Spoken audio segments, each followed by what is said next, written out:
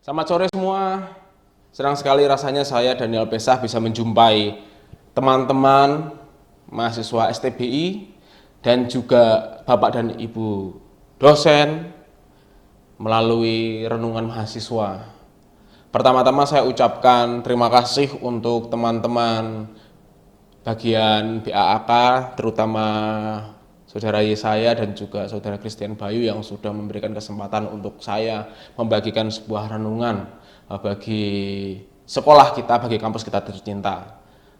Sebelum kita sama-sama belajar tentang firman Tuhan, sebelum kita sama-sama merenungkan firman Tuhan, mari kita berdoa terlebih dahulu. Bapak, terima kasih untuk kesempatan hari ini. Kami ada sebagaimana kami ada, ini semuanya karena kebaikan-Mu. Kami ada sebagaimana kami ada ini karena anugerah-Mu Tuhan.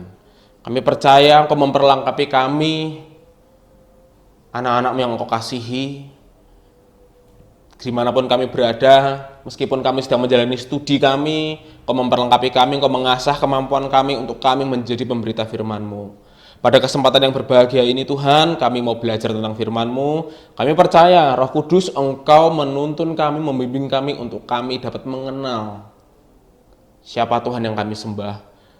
Terima kasih Tuhan, biarlah hikmat-Mu turun menjamah hati dan pikiran kami untuk kami mengerti rahasia kebenaran firman-Mu. Di dalam nama Tuhan Yesus kami sudah berdoa. Amin. Oke. Kita akan sama-sama merenungkan kebenaran firman Tuhan pada sore hari ini, atau pada hari ini judul firman Tuhannya, judul renungannya adalah, saya beri judul A Point of View, atau dalam bahasa Indonesianya artinya sebuah sudut pandang. Sebelum kita menjelaskan lebih lanjut, sebelum kita sama-sama merenungkan firman Tuhan lebih lanjut, saya ingin mengajak kita semuanya yang mendengarkan untuk kita bermain sedikit imajinasi ya kira-kira ya. Anggap saja kita sedang menonton sebuah karnaval. Ya. Kita sedang berada di tepi jalan, di sebuah kota megapolitan yang besar sekali dan banyak sekali gedung-gedung bertingkat. Ya. Kita ada di tepi jalan, di tepi trotoar, melihat sebuah urutan karnaval. Ya kan, ada sebuah urutan karnaval yang lewat di depan kita dengan berbagai jenis keunikannya, mungkin seperti baju robot atau kendaraan yang kendaraan yang dimodifikasi sedemikian rupa. Kita melihat di depan kita satu persatu jalan, ya kan? Terus gantian lagi rombongan A, satu persatu jalan di depan kita, ganti rombongan B, ganti rombongan C, gitu. Kita melihat secara horizontal, itu kata kuncinya, kita melihat secara horizontal. Akan tetapi, bagaimana kalau kita melihat dari atas? Kita melihat dari sebuah gedung dengan tinggi 30 lantai, dan kita ada di rooftopnya di bagian atas. Kita bisa melihat serangkaian karnaval itu, dari start sampai finish. Ya, itu artinya kita melihat secara vertikal. Nah, perbedaan sudut pandang ini yang ingin saya angkat pada kesempatan renungan pada kali ini ya. Jadi, apa hubungannya perbedaan sudut pandang itu dengan renungan yang akan saya sampaikan?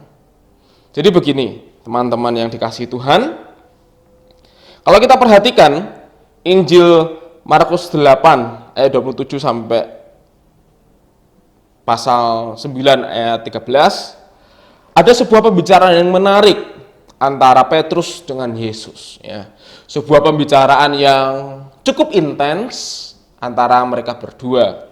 Nah, ada sebuah pembicaraan yaitu ketika Yesus bertanya kepada Petrus. Yesus bertanya kepada Petrus, kira-kira siapa saya? Kira-kira menurut kamu siapa aku? Kemudian Petrus menjawab bahwa Yesus adalah Mesias. Tetapi Yesus melarang Petrus untuk menyebarkan tentang siapa Yesus sebenarnya. Dan peristiwa tersebut berlanjut sampai Yesus mengutarakan, ya, Yesus menyampaikan bahwa dirinya harus menderita, harus dibunuh, harus bangkit pada hari yang ketiga. Pada ayat 31 sampai yang ke-33. Ya. Secara refleks, Petrus menarik tangan Yesus ke samping dan akan tetapi secara tiba-tiba Yesus menghardiknya. Untuk mengetahui lebih lanjut, mari kita buka bersama-sama Alkitab kita di Markus 8 ayat 31 sampai 33. Kita perhatikan Alkitab kita masing-masing. Teman-teman yang mendengarkan bisa perhatikan Alkitab teman-teman masing-masing. Saya akan bacakan Markus 8 ayat 31 sampai 33. Beginilah firman Tuhan. Kemudian mulailah Yesus mengajarkan kepada mereka bahwa anak manusia harus menanggung banyak penderitaan dan ditolak oleh tua-tua, imam-imam, kepala-kepala, dan ahli-ahli Taurat. Lalu dibunuh dan bangkit sesudah 3 hari. Hal ini dikatakannya dengan terus terang. Tetapi Petrus menarik Yesus ke samping dan menegur dia. Maka berpalinglah Yesus dan sambil memandang murid-muridnya, ia memarahi Petrus katanya, "Nyalalah iblis, sebab engkau bukan memikirkan apa yang dipikirkan Allah, melainkan apa yang dipikirkan manusia." Cukup menarik, ya kan? Kalau kita teliti dari bahasa asli Alkitab, bahasa Yunaninya ya. Alkitab LAI memberikan kata menarik Yesus. Namun dalam bahasa asli Yunani dijelaskan secara lebih gamblang. Kata menarik Yesus dalam bahasa aslinya dikatakan proslabomenos auton. Itu artinya Petrus pada saat Yesus berkata, "Aku ini harus mati, aku harus dibenci, aku harus dibunuh, dan aku juga akan bangkit di hari yang ketiga." Tiba-tiba secara refleks, Petrus seolah-olah menghardik Yesus dengan tujuan agar Yesus tidak melaksanakan atau melakukan apa yang sudah dia ucapkan. Mari kita berpikir sejenak. Kelihatannya cukup baik ya, karena Petrus sangat mengasihi Yesus, Petrus sangat mengasihi gurunya. Petrus sangat amat mencintai Yesus sampai-sampai Petrus tidak ingin ada sesuatu yang buruk pun yang menimpa Yesus. Dan bayangkan secara refleks, artinya memang benar-benar tidak bisa diragukan lagi kasih Petrus kepada Yesus. Namun apa yang terjadi? Kira-kira? Yesus menghardik Petrus dan berkata, "Enyahlah iblis, sebab engkau bukan memikirkan apa yang dipikirkan Allah, melainkan apa yang dipikirkan manusia." Seperti pembicaraan yang tidak nyambung ya antara Petrus dengan Yesus. Petrus menunjukkan kebaikannya kepada Yesus. Akan tetapi Yesus menghardik Petrus dengan kata-kata yang sangat amat tajam. Apa yang membedakan antara pembicaraan ini? Sebuah sudut pandang. Seperti ilustrasi tadi, sebuah sudut pandang membedakan bagaimana cara kita melihat sesuatu. Sudut pandang horizontal kita hanya melihat parsial, satu persatu. Tetapi sudut pandang vertikal kita melihat keseluruhan. Kembali ke cerita Alkitab. Petrus sangat mengasihi Yesus, tapi Yesus menghardik Petrus. Apa yang sebenarnya terjadi? Di dalam konsep berpikir Petrus, Mesias adalah seseorang yang membebaskan bangsa Yahudi dari penjajahan Romawi. Mesias adalah seseorang yang akan mengumpulkan kembali bangsa Israel dari segala penjuru bumi. Mesias adalah pribadi yang mendirikan kembali negara Israel. Artinya, Petrus memiliki sudut pandang mesianik atas dasar politis.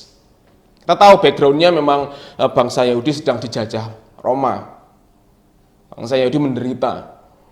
Ketika ada Mesias yang akan membebaskan mereka berharap agar Mesias yang mereka nanti, bangsa Yahudi nanti, membebaskan bangsa Yahudi dari penjajahan dan mengumpulkan kembali, gather around ya bangsa Israel. Itu konsep sudut pandang yang ada di dalam Petrus. Namun berbeda dengan konsep sudut pandang apa yang ada di dalam Yesus. Tujuan Yesus datang ke dunia ini, tujuan Yesus datang ke kehidupan ini untuk mati, disalib, dan bangkit di hari yang ketiga. Yesus datang untuk menebus jiwa kita. Yesus datang untuk menyelamatkan kita yang percaya kepadanya. Itulah gambaran besar yang Yesus berikan. Itulah gambaran besar yang Yesus lakukan pada saat itu. Kita bisa bayangkan ya, apabila Yesus tiba-tiba saja, ini andai kata Yesus tiba-tiba saja dia setuju dengan Petrus, apa yang akan terjadi dengan kita yang hidup di zaman sekarang? Sia-sia juga kita percaya kepada Yesus. Dosa kita belum tentu selesai. Tetapi Yesus memiliki sudut pandang yang benar. Dia mengadopsi sudut pandang Bapaknya, bahwa Bapaknya sangat mengasihi dunia ini. Kasih Bapa akan dunia ini akan manusia sungguh besar sampai ia mengaruniakan anak yang tunggal bagi kita, supaya kita yang percaya kepadanya tidak binasa melainkan beroleh kehidupan kekal. Jadi teman-teman, saudara yang terkasih di dalam Tuhan Yesus Kristus, kita bisa belajar bahwa sudut pandang menentukan semuanya. Sudut pandang Petrus memaksakan Yesus untuk memenuhi kepentingan politiknya, untuk memenuhi kepentingan angan-angannya, membebaskan bangsanya. Tetapi Yesus memiliki sudut pandang yang lebih luas, yaitu untuk mati, bangkit, di hari yang ketiga, menyelamatkan kita semuanya, memberikan jaminan kekal kepada kita, memberikan kehidupan kekal kepada kita, dan menjadikan kita semuanya ini lebih dari pemenang oleh karena Dia yang mengasihi kita. Apa yang kita bisa pelajari? Kalau kita refleksikan ke kehidupan kita saat ini, kita bisa belajar. Seringkali kita memaksa Tuhan, bukan memaksa Tuhan ya. Seringkali kita mencoba agar Tuhan itu cocok dengan sudut pandang kita. Mengerti ya maksud saya ya? Artinya seringkali kita memaksakan keinginan kita, sudut pandang kita kepada Tuhan tanpa ingin mengetahui kehendaknya. Seringkali kita memaksakan kehendak kita agar Tuhan turuti. Ingat, Dia Tuhan, Yesus adalah Tuhan. Dia juru selamat, Dia juga Tuhan. Tuhan, artinya Allah yang kita kenal dalam nama Yesus memiliki kehendak bagi kita. Marilah pada kesempatan yang baik ini kita sama-sama merenungkan kebaikan Tuhan. Kita sama-sama merenungkan firman Tuhan ini. Bahwa sesungguhnya ketika kita memiliki konsep pikir yang benar, ketika kita memiliki sudut pandang yang benar, maka kita tidak akan sembarangan berdoa, memaksakan kehendak kita untuk Tuhan turuti.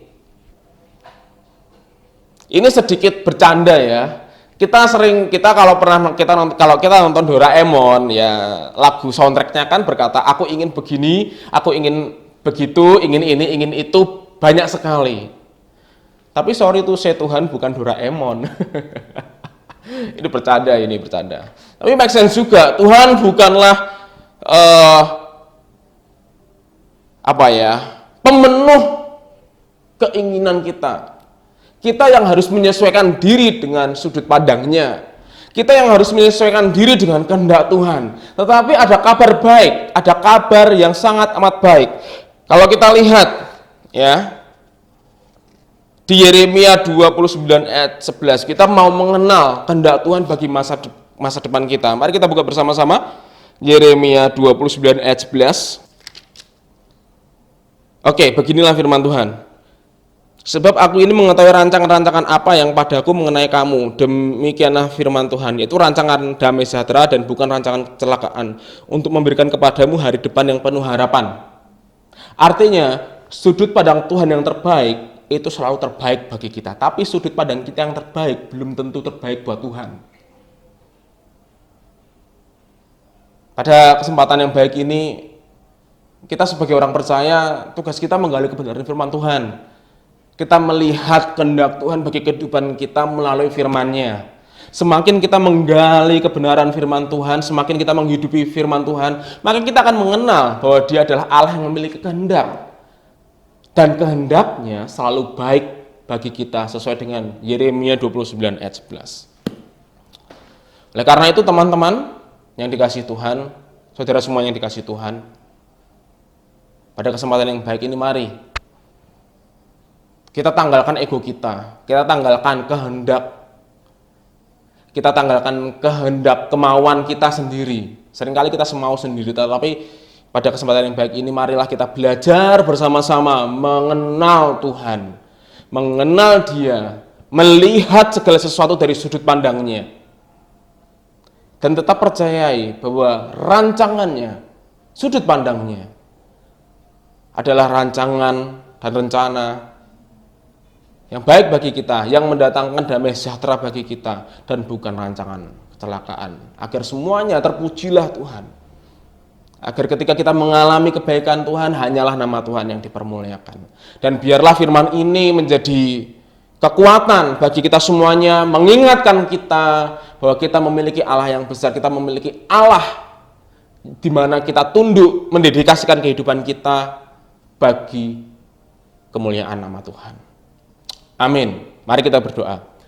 Bapak, terima kasih untuk kesempatan pada hari ini kami bisa belajar tentang firman-Mu. Seringkali kami memaksakan kehendak kami untuk Engkau turuti, tetapi kami sadar Tuhan, bukan kehendak kami, bukan sudut pandang kami, bukan kehendak kami, tetapi sudut pandang-Mu.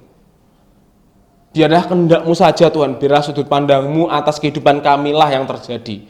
Karena kami percaya kehendak-Mu, sudut pandang-Mu itu selalu terbaik bagi kami, karena rancangan-Mu bukan rancangan yang mendatangkan kecelakaan, tetapi rancangan yang mendatangkan damai sejahtera bahkan sukacita. Terima kasih Tuhan yang baik, kami bersyukur, kami ada karena anugerah-Mu, kami hidup karena anugerah-Mu, dan anugerah-Mu yang membuat kami bekerja lebih Tuhan. Di dalam keseharian kami yang mahasiswa, Engkau mampukan kami menjalani kehidupan mahasiswa kami dengan yang terbaik. Kami yang sebagai dosen, Engkau membuat kami menjalani kehidupan kami, profesi kami yang terbaik. Kami yang menjadi pewarta firman Tuhan, Engkau membuat kami, memampukan kami untuk menjadi pemberita kabar baik yang Engkau pakai secara luar biasa. Dan terima kasih Tuhan, kami akhiri renungan ini, kami percaya berkat Allah Bapa, cinta kasih dari Sang Putra, dan persekutuan Roh Kudus menyertai kami senantiasa sampai kedatangan Yesus yang kedua kali. Dalam nama Tuhan Yesus kami sudah berdoa. Amin.